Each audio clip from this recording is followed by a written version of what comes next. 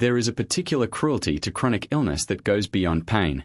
It is the sense that the self, the version of you that had plans, that worked towards something, that moved through the world with a certain confidence, has been taken hostage by a body that is no longer cooperating.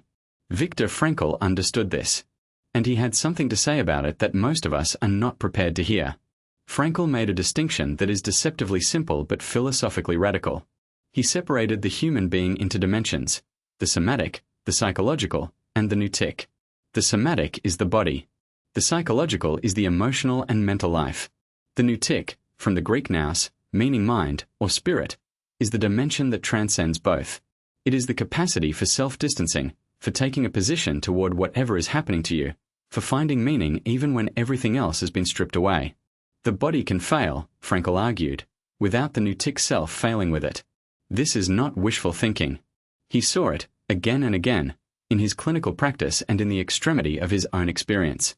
He worked with patients who were terminally ill, patients whose physical suffering was immense and whose prognosis was irreversible.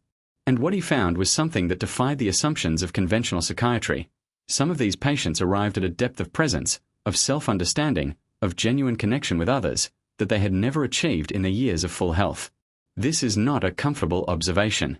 It should not be used to romanticize illness or to suggest that suffering is secretly good for you. Frankl was careful about this. He never said that illness should be sought or celebrated.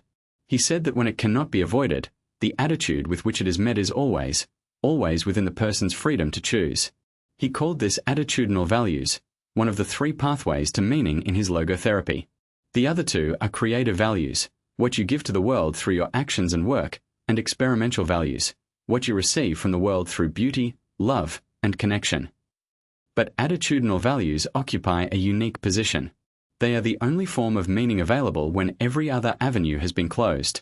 When you can no longer work, when you can no longer travel or create or pursue, when even love has become something you receive rather than actively give, you can still choose the manner in which you endure.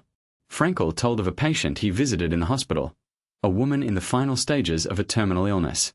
She spoke to him about her life, about what she regretted and what she did not, about the strange clarity that had come to her in the last months. She told him she had learned more about herself in illness than in 40 years of good health. This was not resignation. It was not defeat dressed up as wisdom. It was something rarer, the discovery that meaning was never dependent on the conditions she had assumed it required. For those living with chronic illness, with the grinding, day-after-day reality of a condition that does not resolve, that shapes every morning and every plan, Frankl's framework offers something specific and practical. It offers a reframe of the question itself. The question most people with chronic illness ask, understandably, is, why is this happening to me? Frankl would suggest a different question. Given that this is happening, what can this situation still ask of me? That shift, from passive victim of circumstance to someone who still has something to give, something to be, something to decide, is not a denial of the suffering. It is a refusal to let the suffering have the final word. There is a dimension of you that illness cannot reach. The body is not the whole person.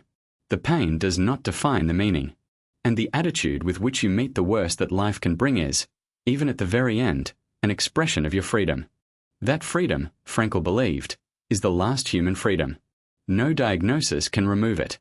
No prognosis can predict it. It belongs to you entirely. Subscribe to the Psychology of Viktor Frankl to explore more of his timeless ideas.